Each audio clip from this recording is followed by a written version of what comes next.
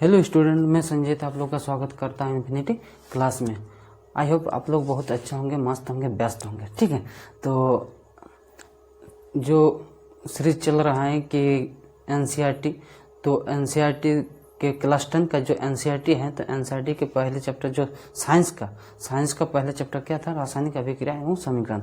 तो रासायनिक अभिक्रिया एवं समीकरण का पहला जो चैप्टर है, तो ये जो चैप्टर है, तो पहला यूनिट जो था, तो पहला यूनिट हम लोग कर चुके थे। ठीक है, तो कर चुके हैं। तो जो भी स्टूडेंट नहीं देखे हैं तो वो पिछले वीडियो को एक बार जरूर देखिए। तो देखने से क्या होगा सर? तो देखने से ये पता होगा कि हम लोग कितना पढ़ चुके हैं। तो अब क्या है कि हम सभी जानते हैं, देखिए यहाँ पर पॉइंट क्या है कि ये जो लाइन है, तो ये लाइन क्या है, हम सभी जानते हैं कि जीवित रहने के लिए हमें ऊर्जा की आवश्यकता होती है। जीवित रहने के लिए ऊर्जा की जरूरत होती है, इसलिए तो हम लोग सांस लेते हैं ना। तो यह ऊर्जा हमें भोजन से प्राप्त होती है। मतलब ये क्या बताया जा रहा है कि ये जो हमें ऊर्जा की जरूरत है, तो वो ऊर्जा कहाँ से प्राप्त होता है? तो हमें भोजन से प्राप्त हो जाती है। पाचन क्रिया के समय, ये क्या बोल रहे हैं कि पाचन क्रिया के समय खाद्य पदार्थ छोटे छोटे टुकड़े में टूट जाते हैं। मतलब जो हम लोग खाना खाते हैं तो हमारे आमाशय में जाते हैं, हमारे आमाशय में जाकर वो क्या होता है कि छोटे छोटे भागों में वो टूट जाता है। टूटने के बाद हमें जैसे चावल खाते हैं, आलू खाते हैं, ब्रेड खाते हैं, उसमें से क्या प्राप्त होता है? कार्बोहाइड्रेट प्राप्त होता है। तो कार्बोहाइड्रेट एक प्रकार का क्या है?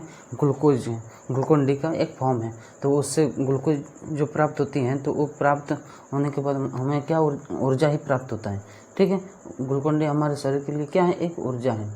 इन सभी कार्बोहाइड्रेट को टूटने से ग्लूकोज प्राप्त होता है। जो हम बोलें कि कार्बोहाइड्रेट ही क्या है? एक प्रकार का ग्लूकोज है। जो कार्बोहाइड्रेट टूट के क्या बनता है? ग्लूकोज बनता है। यह ग्लूकोज हमारे शरीर की आवश्यकता, जो ग्लूकोज हमारे शरीर की कोशिकाओं में उपस्थित ऑक्सीजन की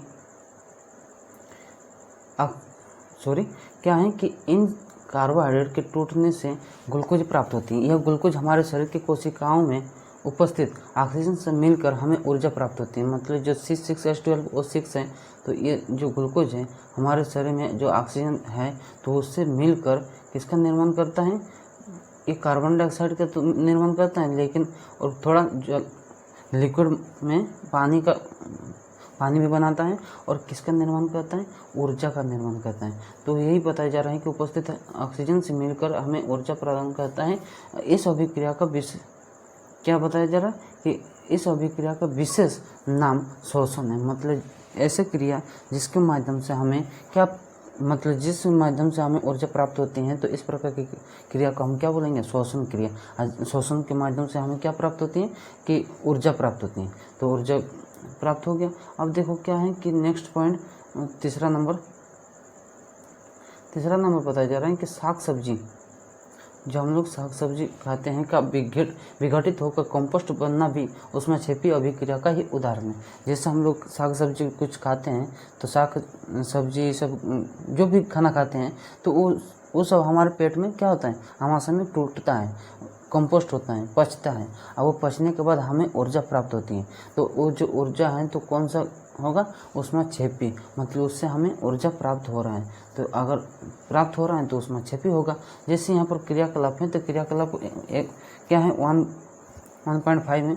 तो थोड़ा यहाँ पर क्या बताया जा रहा है कि अभिक्रिया के प्रकार को पहचाने, जिसमें एकल उत्पाद के निर्माण के साथ ऊष्मा उत्पन्न करता है। मतलब एक उत्पाद करेगा और ऊष्मा का निर्माण करेगा। मतलब उसको क्या, अब जैसे संयोजन अभिक्रिया है ना, तो संयोजन अभिक्रिया क्या था कि 2 या 2 से अधिक अभिकारक आपस में मिलकर एक उत्पाद का निर्माण करता है। तो एक उत्पाद का निर्माण तो करेगा, लेकिन उसके साथ ऊष्मा का भी निर्माण करेगा। तो इस प्रकार की रासायनिक अभिक्रिया को क्या बोलते हैं? ऊष्मा क्षेपी रासायनिक अभिक्रिया। तो यहाँ पर वियोजन अभिक्रिया, एक संयोजन हुआ था, तो संयोजन में क्या देखते हैं कि 2 तत्व आपस में मिल रहा था। अब वियोजन में क्या होगा कि जो 2 तत्व मिल रहा था ना, उसको तोड़ देंगे। मतलब अलग अलग, मतलब एक ही यौगिक रहेगा और 2 उत्पाद में, मतलब एक क्या होगा? अभिकारक होगा, और 2 उत्पाद में उसको तोड़ देंगे। जैसे क्रियाकलाप 1.5 में है कि एक शुष्क क्वथन नली में 2 ग्राम फेरस सल्फेट क्रिस्टल लीजिए। मतलब एक नली, शुष्क कथन नली लेने के लिए बोल रहा है, और नली में क्या लेने के लिए बोल रहा है, तो कि 2 ग्राम फेरस सल्फेट लेने के लिए बोल रहा है।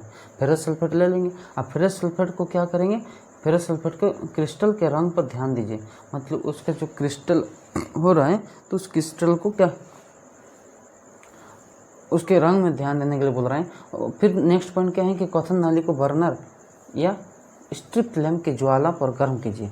जो हम नली लिए ना, तो नली जो लिए हैं, तो ये जो नली है, तो इन नली को क्या करने के लिए बोल रहा है, स्ट्रिप लैम्प से गर्म करने के लिए बोल रहा है। जैसे यहाँ पर दिखाया गया है कि यहाँ पर क्या है कि ये जो पाइप लिया, आप सॉरी, यहाँ पर क्या लिया, पाइप लिया।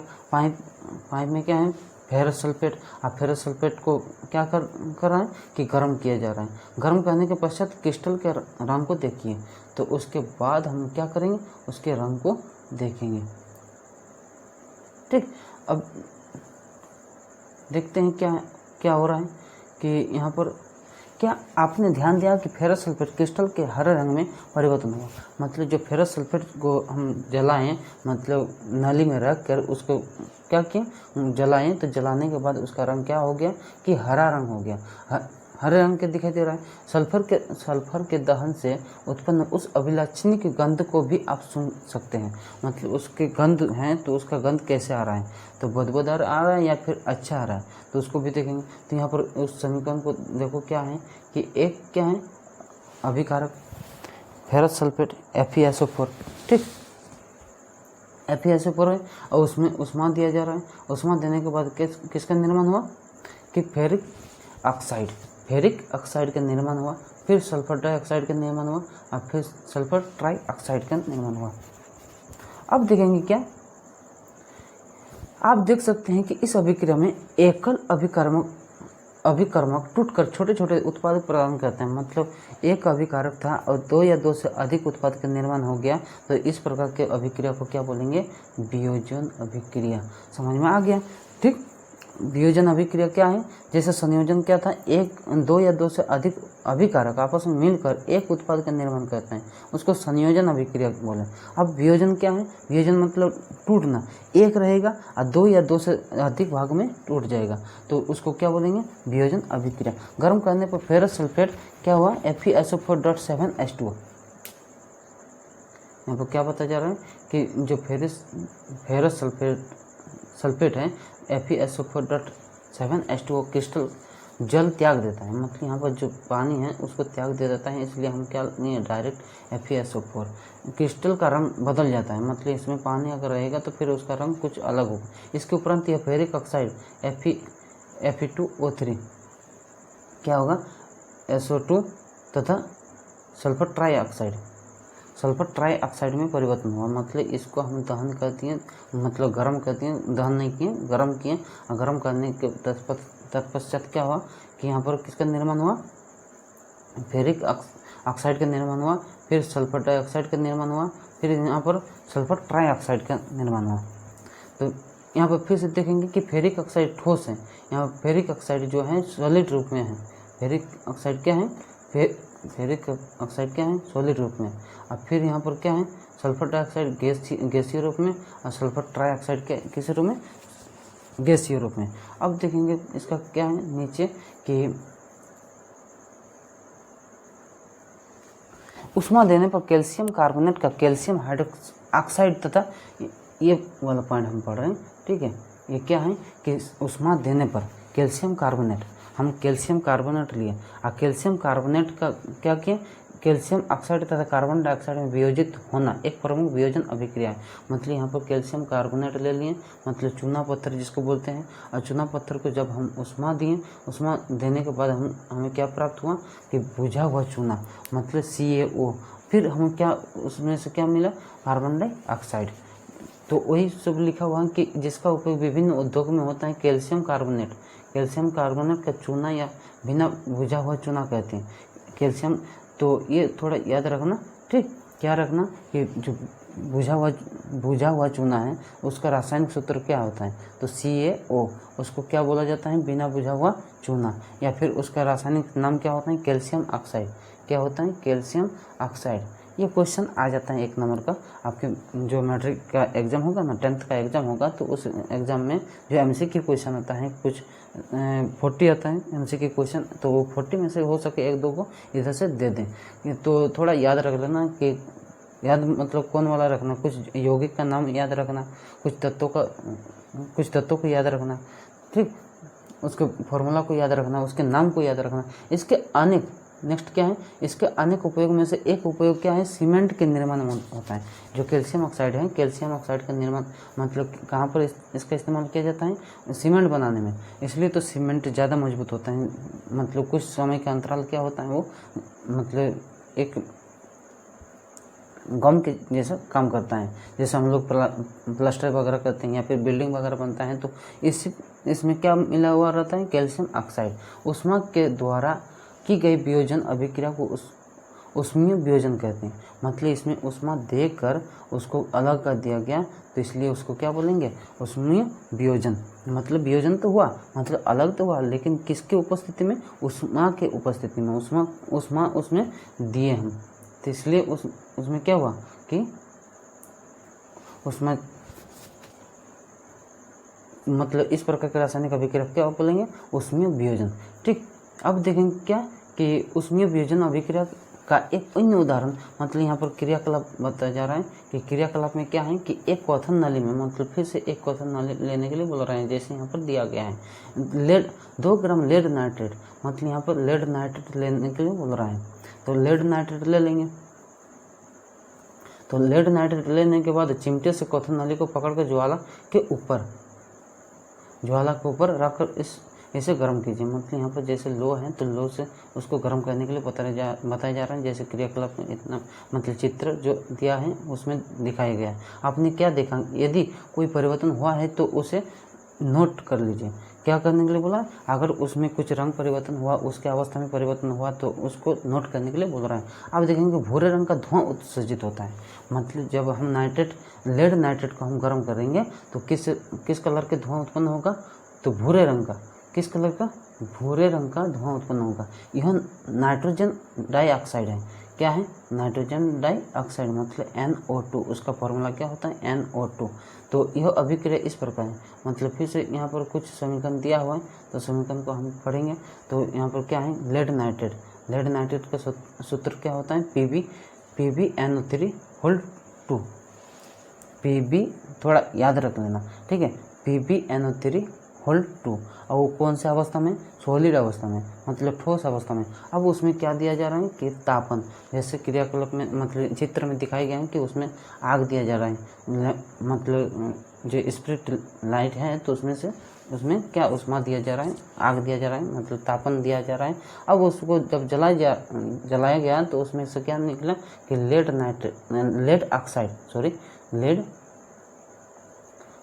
ऑक्साइड का निर्माण हुआ, फिर नाइट्रोजन डाइऑक्साइड का निर्माण हुआ, फिर ऑक्सीजन का निर्माण हुआ।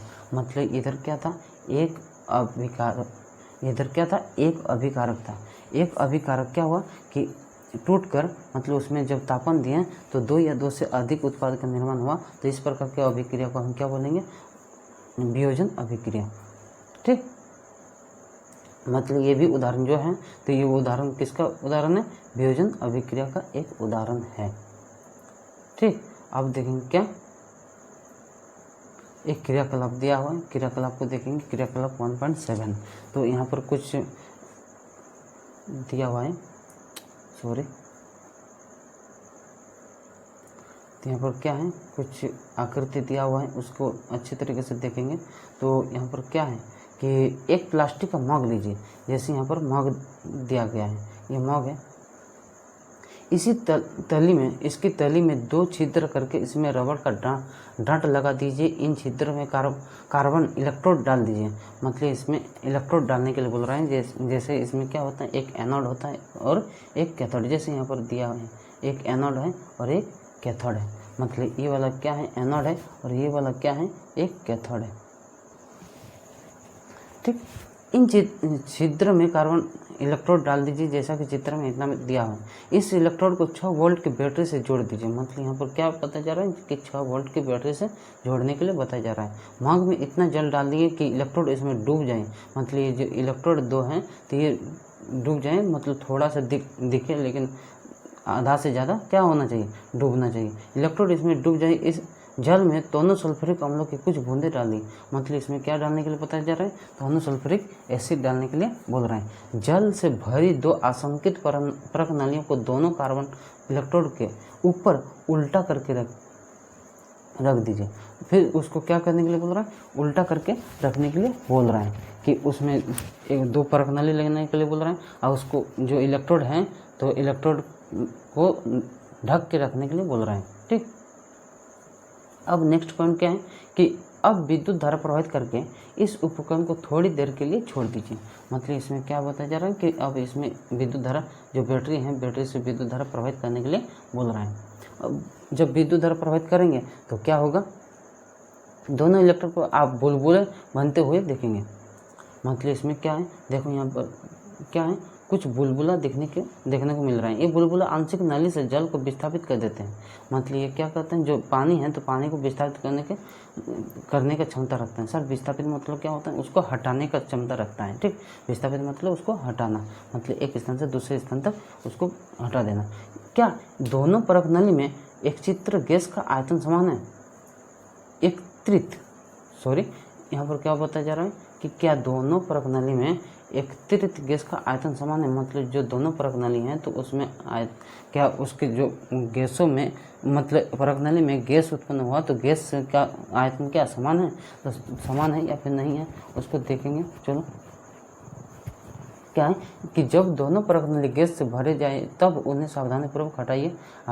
उसको जब गैस से जब भर गया तो उसको हटाने के लिए बोल रहे हैं। अब उसके जो गैस की ज़रूरत नहीं है। उसके बाद नेक्स्ट पॉइंट क्या है कि एक जलती हुई मोमबत्ती को दोनों परख नली के मुंह के ऊपर लाकर इन गैसों की जांच कीजिए। मतलब जो परख नली है, ये जो मान लो ये क्या है, परख नली है, इसमें से कुछ गैस उत्पन्न होगा, इसमें से एक मोमबत्ती को जला के रखने के लिए बोल रहे हैं। अब इसमें जो गैस उत्पन्न होगा तो वो क्या होगा, ठीक, उस मतलब कुछ विस्फोट होगा या फिर नहीं होगा। इसमें क्या बताया जा रहा है कि इस चरण को शिक्षक द्वारा सावधानीपूर्वक किया जाना चाहिए। मतलब जो टीचर है तो टीचर के मतलब टीचर वो बोलेगा कि वो किस तरह से करना चाहिए। जैसे चश्मा वगैरह लगाने के लिए बोला जाता है, हैंड्स ग्लव लगाने के लिए बोला जाता है, क्योंकि उसमें सब कुछ आग वगैरह आ जाता है, इसलिए हो सके हेलमेट का भी इस्तेमाल किया जाता है। मतलब ज़्यादातर चश्मा का इस्तेमाल किया जाता है। दोनों स्थिति में क्या होता है, तो दोनों स्थितियों मतलब ऐसे नॉर्मली अगर छोड़ दिया जाए तो क्या होगा, और उसमें आग जला दिया जाए तो क्या होगा। दोनों परख नली में कौन सी गैस उपस्थिति है। अब जो परख नली है तो परख नली 2 है, एक एनोड में है एक कैथोड में है, तो दोनों परख नली में क्या देखने को मिल रहा है। अब फिर से और एक क्रियाकलाप है, तो क्रियाकलाप क्या बोल रहे हैं कि एक चाइनीज डिस्क लेने के लिए बोल रहे हैं। क्या लेने के लिए बोल रहे हैं कि एक चाइनीज डिस्क लेने के लिए, और उसमें क्या है कि 2 ग्राम सिल्वर क्लोराइड मतलब AgCl, ठीक, AgCl लेने के लिए बोल रहे हैं कि इसका रंग क्या है। अब उसका क्या है, रंग क्या है। इस चाइना डिस्क को थोड़ी देर के लिए सूर्य के प्रकाश में रखने के लिए बोल रहे हैं। थोड़ी देर पश्चात सिल्वर क्लोराइड का रंग देखिए। मतलब सिल्वर क्लोराइड को सूर्य की उपस्थिति में रखे तो उसका रंग क्या हुआ। तो यहाँ पर क्या बताया जा रहा है कि आप देखेंगे सूर्य के प्रकाश में श्वेत रंग का सिल्वर क्लोराइड धूसर रंग हो जाता है। मतलब एक्चुअली हम लोग का सिल्वर क्लोराइड किस रंग के होते हैं, प्रकाश श्वेत रंग का सिल्वर क्लोराइड धूसर रंग का हो जाता है। मतलब वो तो व्हाइट कलर का होते हैं लेकिन धूसर रंग का हो जाता है। तो ये क्वेश्चन आता है कि सिल्वर क्लोराइड को सूर्य की उपस्थिति में जब रखते हैं तो वो कौन सा रंग उसमें कौन सा रंग आ जाता है, तो धूसर रंग आ जाता है। कौन सा रंग आ जाता है, धूसर रंग। प्राकृतिक की उपस्थिति में सिल्वर क्लोराइड का सिल्वर तथा क्लोरीन में वियोजन, देखो यहाँ पर क्या है कि प्रकाश की उपस्थिति में सिल्वर क्लोराइड का सिल्वर तथा क्लोराइड में वियोजन के कारण ऐसा होता है। मतलब सिल्वर क्लोराइड है ना, तो प्रकाश की उपस्थिति में क्या हुआ, सिल्वर और क्लोराइड अलग अलग हो गया। तो जब अलग अलग हो गया तो उसका रंग कैसा हो गया, धूसर रंग का हो गया। जैसे यहाँ पर समीकरण में दिया हुआ है कि AgCl लिया, AgCl को प्रकाश की उपस्थिति में रख दिया तो क्या हुआ, Ag अलग हो गया, मतलब सिल्वर अलग हो गया, और क्लोराइड क्या हो गया, वो भी अलग हो गया। सिल्वर ब्रोमाइड भी इसी प्रकार क्रिया करता है। मतलब यहाँ पर सिल्वर ब्रोमाइड लेने के लिए बोला जा रहा है। तो चलो देखते हैं, सिल्वर ब्रोमाइड को ही ले लेते हैं। तो सिल्वर ब्रोमाइड में क्या होगा कि यहाँ पर AgBr, सिल्वर ब्रोमाइड का क्या होता है, AgBr। तो ये सिल्वर, ये ब्रोमाइड, इसको अगर प्रकाश की उपस्थिति में रखेंगे तो सिल्वर और ब्रोमाइड अलग अलग हो जाएगा। तो जब अलग अलग हो जाएगा तो यहाँ पर क्या होगा कि ऊपर दी गई अभिक्रिया का उपयोग श्याम श्वेत फोटोग्राफी में किया जाता है। जैसे हम लोग फ़ोटो निकालते हैं ना स्टूडियो से, तो वो स्टूडियो में देखना कि एक कलर डाला जाता है। क्या डाला जाता है, एक कलर डाला जाता है। तो उस कलर में क्या होता है, सिल्वर क्लोराइड का इस्तेमाल किया जाता है या फिर सिल्वर ब्रोमाइड का इस्तेमाल किया जाता है। तो ये भी एक क्वेश्चन आता है कि जो जेरॉक्स मशीन है, तो जेरॉक्स मशीन में कौन से कलर डाला जाता है, तो किसके कलर डाला जाता है, तो सिल्वर क्लोराइड का डाला जाता है और सिल्वर ब्रोमाइड का डाला जाता है। किस प्रकार की ऊर्जा के कारण यह वियोजन अभिक्रिया हुआ, मतलब क्यों ये वियोजित हो गया, तो वियोजित इसलिए हुआ क्योंकि ये प्रकाश की उपस्थिति में आया। जैसे ये प्रकाश की उपस्थिति में आया तो ये जो इसके अंदर जो आयन की क्षमता है, मतलब आपस में बंधन की क्षमता है, वो बंधन टूट जाता है। मतलब आयन की जो साझेदारी है, तो वो चौथा नंबर चैप्टर में हम देखेंगे। तो वो जो कि आयन का कैसे संबंध आपस में कैसे आकर्षण होता है, तो चौथा नंबर चैप्टर में देखेंगे अच्छे तरीके से। अगर आप लोग उस अच्छे तरीके से मतलब रेस्पॉन्स दिए, अच्छा मतलब वीडियो को शेयर किए, ज़्यादा से ज़्यादा बच्चे इस वीडियो को देखें, तो हम लगातार हम क्या करेंगे, वीडियो डालते रहेंगे। और आप लोग का जो मैट्रिक का एग्ज़ाम है 2027 में, तो आप लोग के साथ हम डटे रहेंगे, ठीक है, ये हमारा वादा है। तो आप लोग हमें सपोर्ट कीजिए, हम आप लोगों की क्या करेंगे, बहुत सपोर्ट करेंगे, ये मेरा वादा है कि इसके जो NCERT है, NCERT को 100% कंप्लीट करेंगे। और उसके बाद इसके जो क्वेश्चन है, अंदर वाला क्वेश्चन, उसको भी कंप्लीट करेंगे। उसके बाद जो बाहर वाला बस वाला क्वेश्चन है, उसको भी कंप्लीट करेंगे। फिर जितना हो सके हम MCQ के क्वेश्चन कराएंगे। फिर उसके बाद जो इम्पोर्टेंट क्वेश्चन होता है, इम्पोर्टेंट क्वेश्चन भी कराएंगे, ये हमारा वादा है। अगर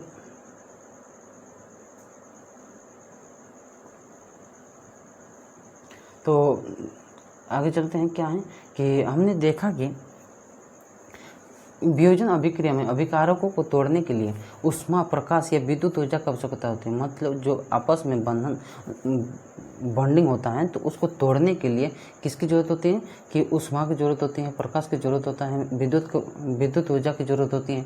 जिस अभिक्रिया में ऊर्जा अवशोषित होती है उसे ऊष्मा शोषी अभिक्रिया होती है। मतलब उसमें क्या होता है, उसमें क्या दिखते हैं, ऊष्मा का उत्पादन हो रहा था, ऊष्मा का उत्पादन हो रहा था। लेकिन यहाँ पर क्या हो रहा है, ऊष्मा की जरूरत हो रही है। अगर ऊष्मा की जरूरत हो रही है तो इसमें क्या बोलेंगे, तो इस प्रकार की रासायनिक अभिक्रिया को क्या बोलेंगे, ऊष्मा क्षेपी रासायनिक अभिक्रिया। क्या बोलेंगे, ऊष्मा क्षेपी रासायनिक अभिक्रिया, ठीक। मतलब जिसमें ऊष्मा की जरूरत होती है, तो उसको क्या बोलेंगे, ऊष्मा क्षेपी रासायनिक अभिक्रिया। ऐसे रासायनिक अभिक्रिया जिसमें ऊष्मा का उत्पादन होता है, मतलब वो अभिक्रिया तो हो जाता है लेकिन एक्स्ट्रा ऊष्मा दे देता है, तो इस प्रकार की रासायनिक अभिक्रिया को क्या बोलेंगे, ऊष्मा शोषी रासायनिक अभिक्रिया। ऊष्मा क्षेपी रासायनिक अभिक्रिया, एक क्षेपी होता है, एक शोषी होता है। तो क्षेपी किसको बोलेंगे, जो ऊष्मा को उत्पादन करता है, और शोषी किसको बोलेंगे, जो ऊष्मा का जो मतलब वो खुद ऊष्मा लेता है। जैसे ये क्या है, ऊष्मा शोषी है, क्या है, ऊष्मा शोषी है, ठीक। अब नेक्स्ट क्या है, निम्नलिखित क्रियाकलाप करें। एक क्रियाकलाप दिया गया है कि एक परखनली में 2 ग्राम क्या लेने के लिए बोल रहे हैं, बेरियम हाइड्रोक्साइड लेने के लिए बोल रहा है। और इसमें क्या बताया जा रहा है कि इसमें 1 ग्राम अमोनियम क्लोराइड डालकर कांच की छड़ से मिलाइए। मतलब एक कांच की छड़ लेने के लिए बोल रहे हैं और दोनों को मिलाने के लिए बताया जा रहा है, मतलब बेरियम क्लोराइड और अमोनियम क्लोराइड। फिर इसमें क्या बताया जा रहा है कि अपने हथेली से परखनली के निचले सिरे को छुइए। मतलब एक परखनली लिए, आप परखनली में बेरियम हाइड्रोक्साइड और अमोनियम क्लोराइड मतलब इसमें डाल दिए। ठीक, अब मतलब इसके तली वाला भाग मतलब नीचे वाला भाग हमें छूने के लिए बताया जा रहा है। क्या छूने के लिए क्यों बताया गया? इसलिए बताया गया कि वो ठंडा हुआ या फिर गर्म हुआ। अगर ठंडा हुआ तो उसमें क्या होगा? शोषी रासायनिक अभिक्रिया हुआ। अगर उसमें हीट आया तो तापमान में वृद्धि हुआ तो उसमें क्षैपी रासायनिक अभिक्रिया होगा, क्योंकि ऊष्मा का उत्पादन हुआ। तो इसको देखेंगे आगे। अब क्या है कि एक जितना क्वेश्चन है तो वो वाला जितना क्वेश्चन है अंदर उसका अलग वीडियो बना देंगे। ठीक है, तो अब देखेंगे विस्थापन अभिक्रिया। विस्थापन अभिक्रिया क्या है? तो इसका ये क्रियाकलाप है 1.9। लोहे के 3 कील लीजिए, मतलब लोहे का कील लेने के लिए बताया जा रहा है, और उन्हें रेगमाल से रगड़ कर साफ कर लीजिए। तो ए तथा बी से चिन्हित की हुई 2 परखनाली लीजिए। जैसे यहाँ पर क्या बताया जा रहा है कि ए और बी से चिन्हित हुई 2 परखनाली लीजिए। प्रत्येक परखनाली में 10 ml कॉपर सल्फेट का विलयन लीजिए। अब प्रत्येक परखनाली में क्या लेने के लिए बोल रहे हैं? Copper sulphate CuSO4 copper sulphate लेने के लिए बोल रहे हैं। 2 किलो को धागे से बांधकर सावधानीपूर्वक परखनाली बी के कॉपर सल्फेट के विलयन में लगभग 20 मिनट तक डुबो कर रखिए। मतलब कॉपर सल्फेट तो लिए, और कॉपर सल्फेट में क्या डालने के लिए बोल रहा है कि वो जो कील लिए थे उस कील को उसमें डालने के लिए बताया जा रहा है। तो 20 मिनट कितना देर तक उसमें मतलब रखना होगा? 20 मिनट तक रखना है। परखनाली ए तथा बी में कॉपर सल्फेट के विलयन के नीले रंग की तीव्रता की तुलना कीजिए। मतलब उसमें नीला रंग की जो तीव्रता आया तो वो कैसे आया? तो कॉपर सल्फेट के विलयन में डूबी कीलों के रंग की तुलना, मतलब कॉपर सल्फेट मतलब पहले में क्या रंग था और बाद में कैसा रंग हो गया उसको देखने के लिए बताया जा रहा है। ठीक, तो जैसे यहाँ पर है तो कुछ दिया हुआ है तो देखते हैं कि यहाँ पर कील लेने के लिए बोला। यहाँ पर ए परखनाली है और यहाँ पर और एक परखनाली है। ठीक, परखनाली पहला स्टैंड अभिक्रिया मिश्रण ये बी है और ये ए है। अब इसमें क्या बताया जा रहा है कि इसमें सल्फरिक कौन सा तत्व डालने के लिए बोला गया था कि यहाँ पर क्या था कि कॉपर सल्फेट। हाँ, कॉपर सल्फेट इसमें डालने के लिए बताया गया था। और देखो यहाँ पर क्या है, लोहे की कील का रंग भूरा क्यों हो गया? मतलब लोहे का जो रंग है, लोहे का कील है तो लोहे की कील का रंग क्या हो गया? भूरा रंग हो गया। तो क्यों हुआ? तो कॉपर सल्फेट के विलयन का नीला रंग मलिन हो गया। जो नीला रंग था वो मलिन हो गया और जो लोहे का रंग था वो थोड़ा भूरा हो गया। मतलब यहाँ पर जैसे यहाँ समीकरण दिया हुआ है कि ये आयरन है, यहाँ पर कॉपर सल्फेट है, और कॉपर आयरन सल्फेट बन के कॉपर हट गया। तो कॉपर हट गया इसलिए कॉपर का रंग क्या हो गया? थोड़ा मलिन हो गया और लोहे का रंग थोड़ा भूरा हो गया।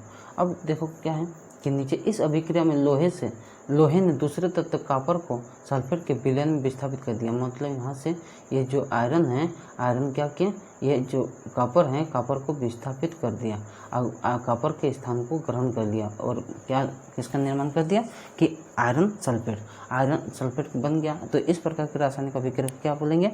विस्थापन अभिक्रिया। तो विस्थापन अभिक्रिया अगर सर लिखेंगे तो कैसे लिखेंगे? तो ऐसे रासायनिक अभिक्रिया जब 2 अभिकारक में 2 यौगिक आपस में अभिक्रिया करके किसी एक यौगिक के एक तत्व को विस्थापित करके और एक तत्व उसमें शामिल हो जाता है, तो इस प्रकार की रासायनिक अभिक्रिया को विस्थापन अभिक्रिया कहते हैं। जैसे और एक उदाहरण यहाँ पर दिया हुआ है कि क्या है कि यहाँ पर है जैसे जिंक है और कॉपर सल्फेट। ये जिंक है, यहाँ पर कॉपर सल्फेट। तो यहाँ भी कॉपर को क्या करेगा? हटा देगा और क्या बनाएगा? जिंक सल्फेट का निर्माण करेगा। मतलब विस्थापन अभिक्रिया का डेफिनेशन लिखना। अगर मान लो कि क्वेश्चन आ गया बोर्ड एग्जाम में या फिर स्कूल जो प्री एग्जाम होता है, ठीक, तो वो जो प्री एग्जाम में भी आ सकता है कि विस्थापन अभिक्रिया क्या है। तो विस्थापन अभिक्रिया का क्या लिखना है? डेफिनेशन लिखना है। और डेफिनेशन लिखने के बाद जो ये उदाहरण मतलब समीकरण है, 1 2 3 4 जितना हो सके, जितना याद रहेगा, जितना समझ में आएगा वो सब लिख देना है। जैसे यहाँ पर लेड है और लेड, यहाँ पर कॉपर क्लोराइड है। क्या है? लेड और कॉपर क्लोराइड। यहाँ पर लेड है, यहाँ पर कॉपर क्लोराइड। तो कॉपर क्लोराइड में कॉपर को विस्थापित करेगा। यहाँ कॉपर को क्या किया? विस्थापित करके हटा, मतलब इधर कर दिया, और यहाँ पर कॉपर मतलब लेड यहाँ पर आ गया। ठीक, मतलब किसका निर्माण किया? Lead chloride. ठीक, अब नीचे क्या है कि जिंक तथा लेड कॉपर की अपेक्षा अधिक क्रियाशील तत्व हैं। यहाँ क्या बताया जा रहा है कि यहाँ पर जो लेड है, यहाँ पर कॉपर के तुलना में लेड ज़्यादा क्रियाशीलता है। तो ज़्यादा क्रियाशील है तो ये किसके साथ अभिक्रिया करेगा? तो क्लोरीन के साथ अभिक्रिया करेगा। मान लो कि ये दोनों क्या है, एक उदाहरण दे रहे हैं। तो क्या है कि मान लो कि ये गर्लफ्रेंड बॉयफ्रेंड है। ठीक है, गर्लफ्रेंड बॉयफ्रेंड जो है, और ये क्या है? तो क्लोरीन लड़की है और कॉपर लड़का है। तो यहाँ पर जो लेड है, तो लेड दूसरा लड़का है। क्या है? दूसरा लड़का है। तो जो दूसरा लड़का है ये क्लोरीन को देखा, जैसे देखें तो लड़की उसके तरफ देख लिया, तो ये ज़्यादा पैसा वाला है। क्या है? सॉरी, ये ज़्यादा पैसा वाला है। हाँ, ज़्यादा पैसा वाला है। तो लड़की का स्वभाव है, जितना लड़के हैं बुरा मत मानना, ऐसा थोड़ा बहुत होता है। ज़्यादातर 80% ऐसा होता है, देखने को मिलता है। तो आप लोग नहीं हैं, आप लोग उस टाइम हो ऐसा मत कीजिए। ठीक है, तो देखते हैं कि यहाँ पर क्या करेगा। ये जो लेड है, लेड क्लोरीन के साथ मिलकर अपना घर बसाएगा और किसको हटा देगा? यहाँ पर कॉपर को। जाओ तुम जिंदगी भर रोते रहो। ठीक है, लड़कों के साथ बस ऐसे ही होता है। यहाँ पर क्या है? जिंक। ठीक है, मजाक किए, कोई भी लड़के सीरियस मत लेना। ठीक है, फिर देखेंगे कि द्वीप विस्थापन अभिक्रिया। अब विस्थापन अभिक्रिया देखें। विस्थापन अभिक्रिया में क्या था? एक तत्व को विस्थापित कर रहा था। विस्थापन अभिक्रिया में क्या था कि एक तत्व को, उसमें से एक तत्व को विस्थापित कर रहा था। अब क्या करेगा कि मान लो कि यहाँ पर और एक उदाहरण दे रहे हैं। ठीक है, तो क्या है? यहाँ पर गर्लफ्रेंड बॉयफ्रेंड है, यहाँ भी गर्लफ्रेंड बॉयफ्रेंड है। ये प्लस है, ये माइनस है, यहाँ प्लस है, यहाँ माइनस है। तो ये जो प्लस वाला है ये क्या करेगा? इसके गर्लफ्रेंड को देखेगा। ठीक है, और जब इसको पता चला कि ये मेरे गर्लफ्रेंड को देख रहा है, तो ये भी क्या करेगा? इसके गर्लफ्रेंड को देखेगा। तो ये आपस में मिलकर प्लस माइनस बनाएगा। ठीक है, प्लस माइनस बनाएगा, और ये भी आपस में क्या? प्लस माइनस बनाएगा। ठीक, तो इस प्रकार का रासायनिक अभिक्रिया जब होगा तो उसमें क्या होगा कि द्वीप विस्थापन, मतलब दोनों आपस में लेन देन कर लेगा। तो देखो यहाँ पर उदाहरण में क्या है, क्रियाकलाप में क्या है कि एक प्रणाली में 3 ml सोडियम सल्फेट का विलयन लीजिए। क्या लेने के लिए बोल रहे हैं? सोडियम सल्फेट का विलयन लेने के लिए बोल रहे हैं। और एक अन्य प्रणाली में क्या? बेरियम क्लोराइड का विलयन लेने के लिए बोल रहा है। जैसे चित्र में कुछ दिया है नीचे, सॉरी यहीं पर दिया है। तो यहाँ पर जो दिया हुआ है, तो इसमें क्या है? सोडियम सल्फेट है, इसमें क्या है? Beryllium chloride. आपस में मिला देने के लिए बोल रहा है। अब मिलाएंगे तो क्या होगा कि आगे देखो,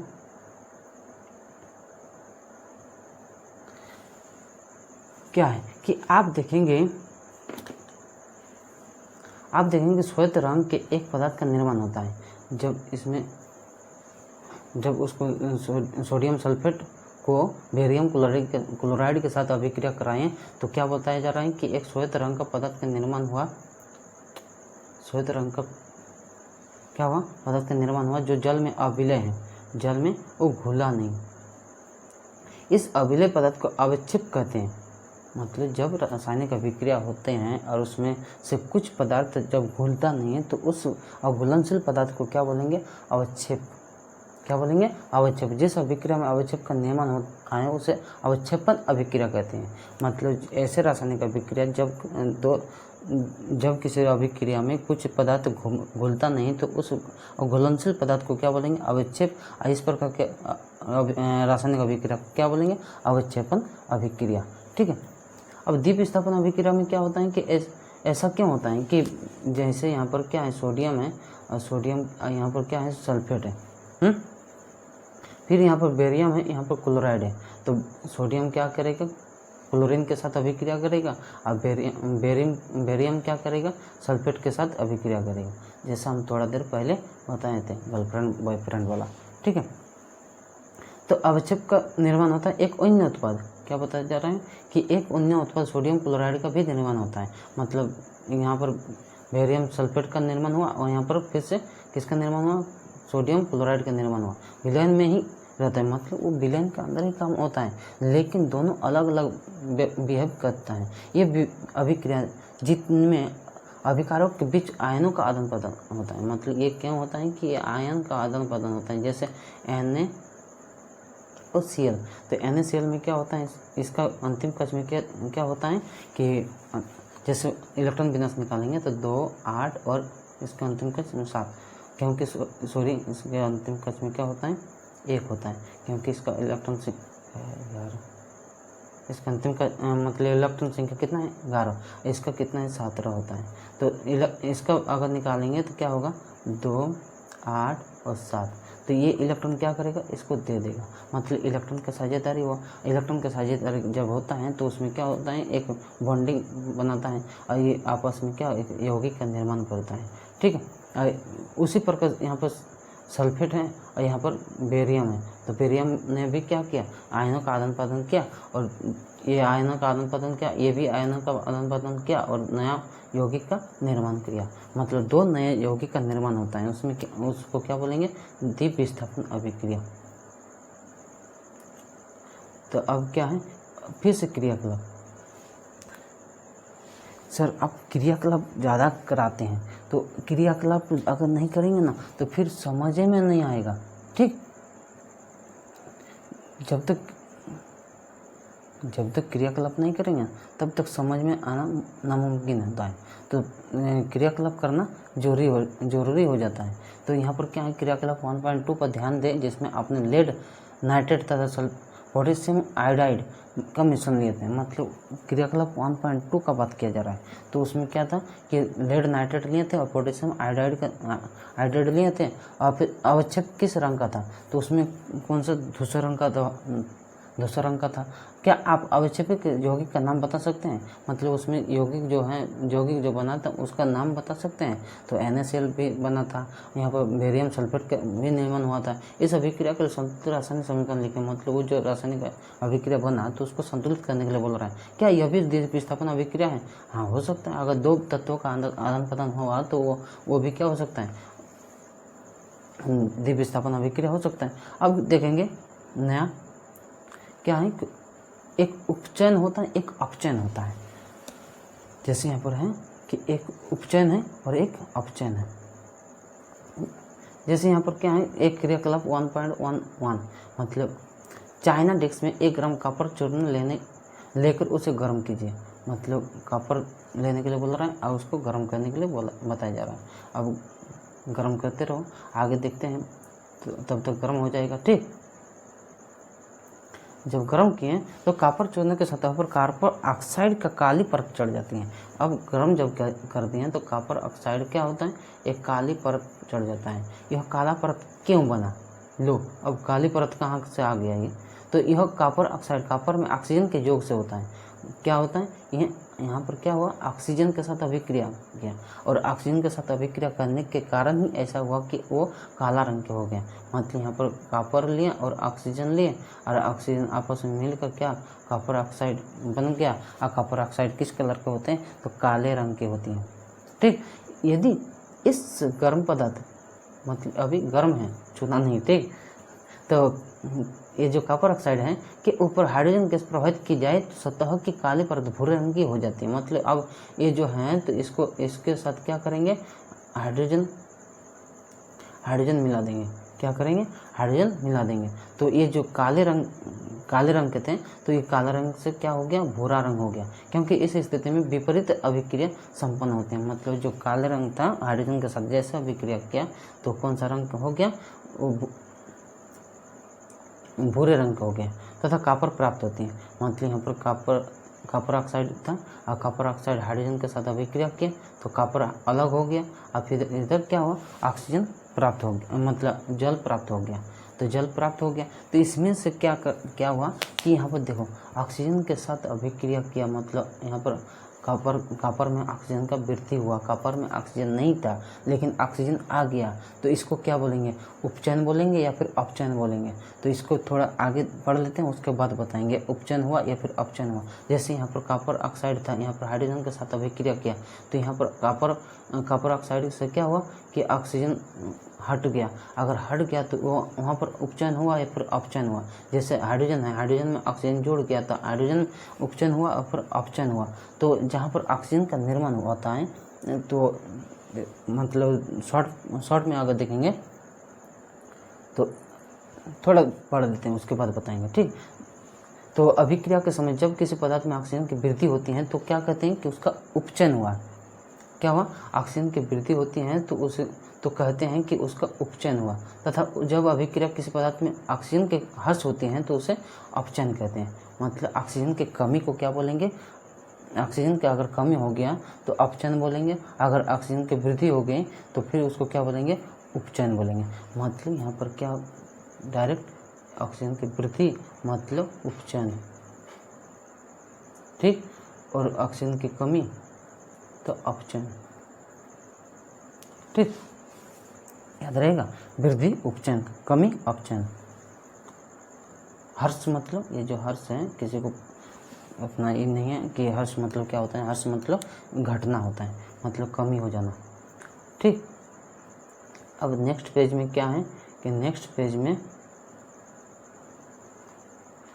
अभिक्रिया 1.29 में कॉपर ऑक्साइड ऑक्सीजन का हर्ष हो रहा है।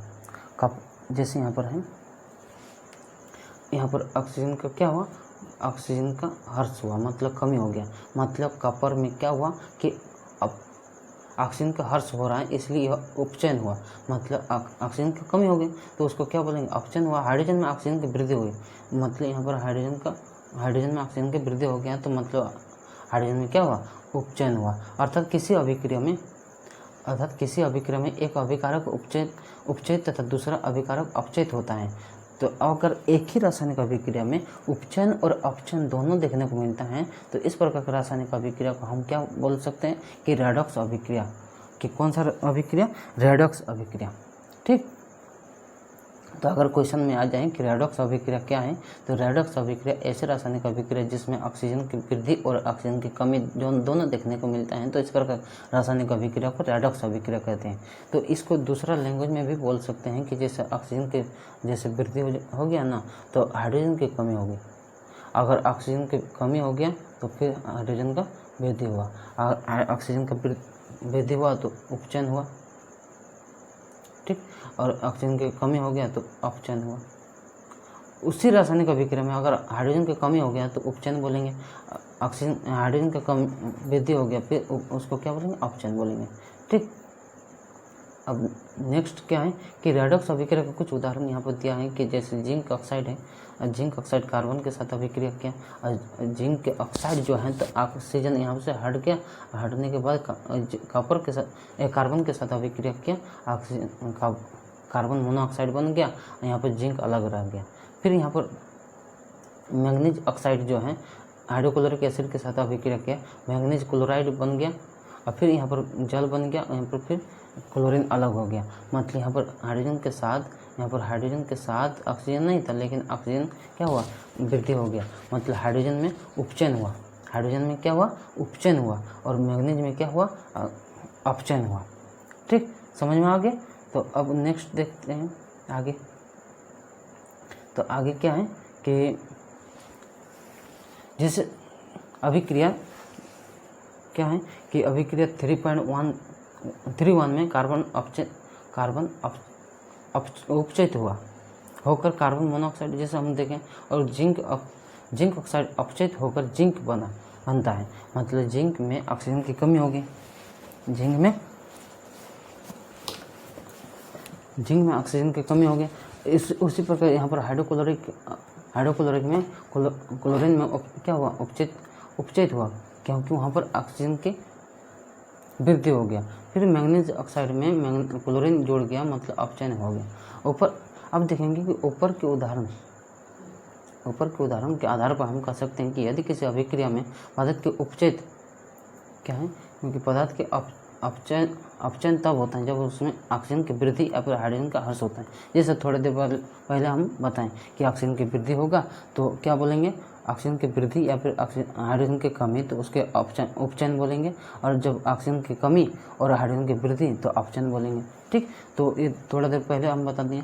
अब एक क्रियाकलाप है, क्या बताया जा रहा है कि क्रियाकलाप 1.1 जो पहले हम पढ़ चुके थे कि ध्यान दीजिए कि इसमें एक चमकदार ज्वाला के साथ मैग्नीशियम रेवन का वायु में दहन किया जाता है। मतलब जो मैग्नीशियम को पहले फर्स्ट क्लास में बताए थे कि मैग्नीशियम रेवन को जलाने से पहले उसको साफ किया जाता है, तो तब यह श्वेत पदार्थ मैग्नीशियम ऑक्साइड में परिवर्तन हो जाता है। इस पर अभिक्रिया में मैग्नीशियम का अपचयन हुआ, उपचयन हुआ, मतलब ऑक्सीजन मैग्नीशियम क्या है, ऑक्सीजन के साथ मिल गया, मैग्नीज ऑक्साइड बना। तो मैग्नीज ऑक्साइड बन गया मतलब ऑक्सीजन की वृद्धि हुआ, ऑक्सीजन की वृद्धि हो गया मतलब वो भी क्या था, उपचयन हुआ, न कि अपचयन। ठीक, इस प्रकार आज के लिए इतना ही। ठीक है, अगर इस प्रकार और भी वीडियो देखना चाहते हैं तो फिर हमारे प्लेलिस्ट में दिया हुआ है, तो उधर देख लीजिए। ठीक, मतलब एनसीईआरटी जितना है, ये तो दूसरा क्लास है, तो दूसरा क्लास के बाद अब तीसरा क्लास भी आ जाएगा नेक्स्ट डे में। तो एनसीईआरटी के एक एक पॉइंट, जैसे हम बोल लेते हैं, एनसीईआरटी के एक एक पॉइंट लेकर हम चलेंगे आपके एग्ज़ाम तक। हम एग्ज़ाम हॉल तक हम नहीं चढ़ेंगे, जितना क्वेश्चन होगा उतना कराएंगे, जितना कॉन्सेप्ट होगा उतना कराएंगे। थोड़ा आप लोग सपोर्ट कीजिए। ठीक, आप लोग सपोर्ट हमें कीजिए, हम आप लोगों को सपोर्ट करेंगे। तो थैंक यू इतना देर देखने के लिए आप। ठीक है, थैंक यू।